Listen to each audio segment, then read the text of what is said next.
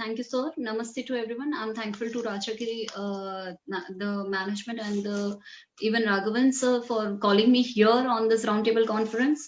Today, being an ICT educator as well as a master trainer or resource person for training on ICT tools, I would like to share with you all the journey, which was obviously it was a roller coaster journey for all of us when we have seen a lot many changes in the traditional teaching method. Now, if I talk about the traditional teaching method, the method which we thought of was a lot of, chalk and board method, talking face to face to the children. And March 2020 was the year where the wave of transformation over the entire education system started up. Now, the collaboratively administrated, if we won't have collaboratively administrated to face this challenge, and yes, the challenge itself says that 191 countries closed the schools, and it was around more than 1.5 billion students ranging from pre-nursery class till the college or universities. There was a lack of knowledge, and schools were not reopening. The education system got hold.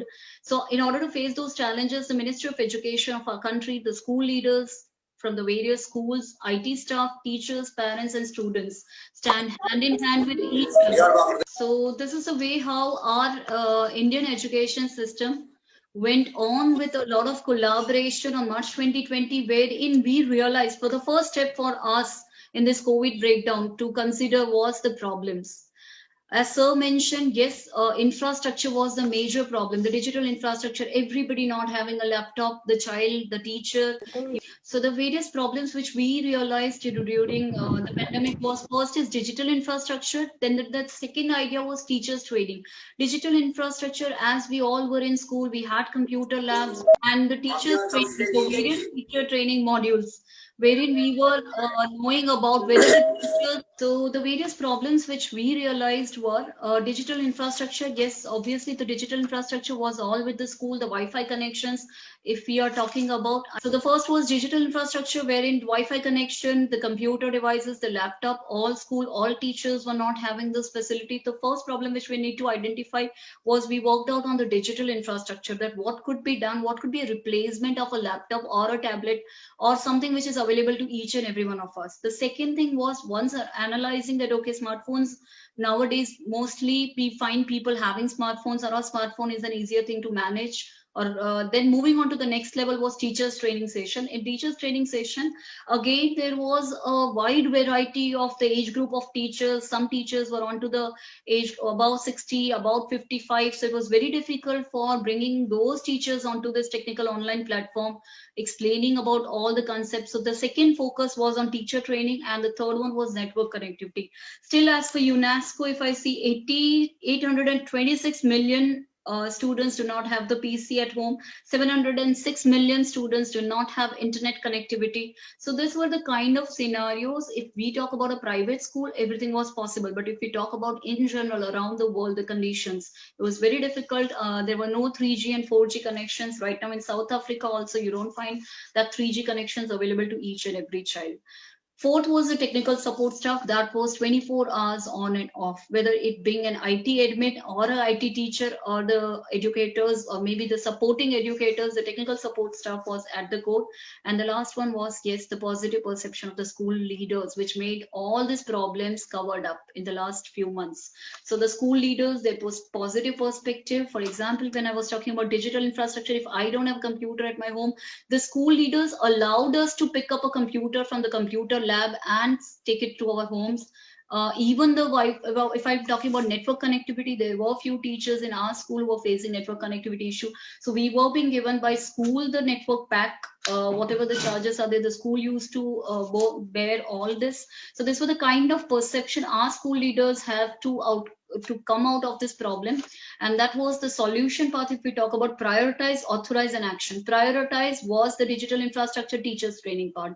And parents, yes, सबसे important, whatever was most important was the parents. They were the center of the education system. So to technically convince the parents to get their child on an online platform about the security concerns about their child's data privacy, That was again at the top. And authorize an action. Authorize, when I mean to say that, it was like to take up the authority of your children. When you are selecting a video communication tool, you need to be very particular about the video communication tool. So when I say the video communication tool won't be only that communication tool which helped us to just talk to the child. It could be a WhatsApp video call, but we cannot choose that for teaching. So initially, every school, everywhere where I started up with the training, it started with a communication platform like WhatsApp. The teachers used to record the videos of their lectures, created tutorials, and then that tutorials were being shared with the students. So now I'll come to for face-to-face discussion over here about the various aspects which I came across during the training. The first aspect, what I observed was WhatsApp communication was the first part from where we started up. From WhatsApp, recording your own video tutorial, sharing it to the students via the WhatsApp groups, and then the parents used to download it and children used to watch and do it. But that, after taking a lot of surveys, we realized that this type of education system, which is one-ended, will not work. So slowly, by the time that was going on, the teachers training started up in the back end, where teachers were being trained on how to mute, unmute, turn on and off the video, share the content, that much. After that, once they started doing this much into the classroom, they started up with an online class where they learned how to turn on and off, mute, unmute. A lot of challenges, must say hats off to the educators, those who are like, first time watching this technology, getting experience of this technology, wherein children used to mute them, children used to write something on the screen. Just now, live example was when I was speaking, there were people who were like unmuting themselves. So this was the kind of difficulties our teachers were facing with ICT.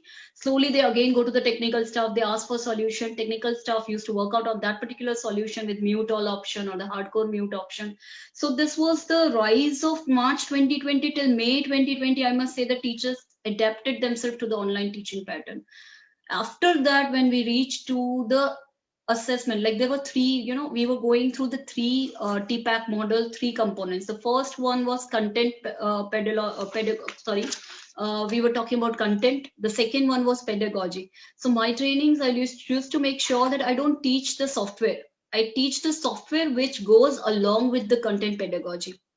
Otherwise, if we generally teach a teacher, this is mute, unmute, and this is turning on and off video, that may not help them in the classroom. It was not a business training, I must say. We need to teach the teacher that if you are sharing this content on the screen, if it is a PowerPoint presentation, it should be in this mode. The student should not be able to scribble on your whiteboard. So this pedagogical base, but what content they have to create, the teachers started attending national level webinars, which were like NCERT, hosted by NCERT, Ministry of Education. There were a lot of series of webinars. Teachers started updating themselves because they know that there were no options for this. So this was a way when national level webinars took in, where 90% teachers and parent supported this online teaching at that period. I am talking about May, June, July.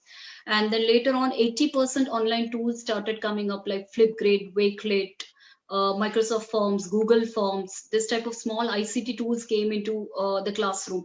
Teachers started taking attendance with forms. Teachers started doing PowerPoint presentation, sharing their screen with the PowerPoint presentation, sharing the PDF file with them, annotation on the PDF file. I must talk about September, October, November. This was the time now new system was realized. That was for assessment. So in assessment, the problem was how to assess the children. So probably we try to relate this assessment pattern with whatever in the real classroom happens. The child is given a paper, the child is writing the test on the paper, and the teacher is vigilant whether he's copying or not. The same thing was transferred to ICT, though I may not say it was 100% success. Teachers were vigilating through a camera in MS Teams or maybe in Google Class, in Google Meets, or any of the platform. I'm watching you people, you are writing paper in front of me, you are scanning the paper back, and the paper is being submitted as an assignment in any of the platforms. So this was how the assessment took place. So there were series of quizzes, assignment, and slowly the teachers loved using technology. And I was amazed to see that I just initiated with the training part, with how to use digital tool, how to integrate it. But then teachers themselves brought in quiz, interactive presentations, using simulations into the classroom. The science teacher is using PhET simulations in the classroom. The social science teacher is using ThingLink in the classroom. So gradually they attended a lot of webinars which were going on by the National ICT Awardee groups, or maybe by the NCERT group or some other organizations. Teachers started themselves enrolling into it, getting more knowledge on the content, and finally presenting it. So this was what I have observed in the TPK model. So as a blended learning model, I would like to suggest that it should not be ended here. This was just like a pandemic is here, but maybe certain times in terms of disaster management, we should consider it as on a priority. The technology should not end up when schools reopen. When schools reopen as an ICT integration, we should make our teachers trained for the technology tools. Basically, I mean to say in teacher education programs, teacher trainings on TPK, teaching technology and pedagogy together, should be integrated. As well as if talking about digital infrastructure, every school should try to follow initially hybrid model. When I talk about hybrid model, if I'm teaching here parallelly, I have a system next to me wherein my live conversation is going on to the students who are not able to attend the class in person. So this is kind of, and the digital infrastructure does not cost any much. Like for example, if I talk about my school scenario, we use Microsoft Teams, which was free for education. So almost with a very zero cost, considering the internet connectivity and the resources like laptop, which are the basic resources, your online classes go on with assignment and all. So yes, Shri Kumar sir, that was all about how our journey took place from March 2020 to assessment level till date.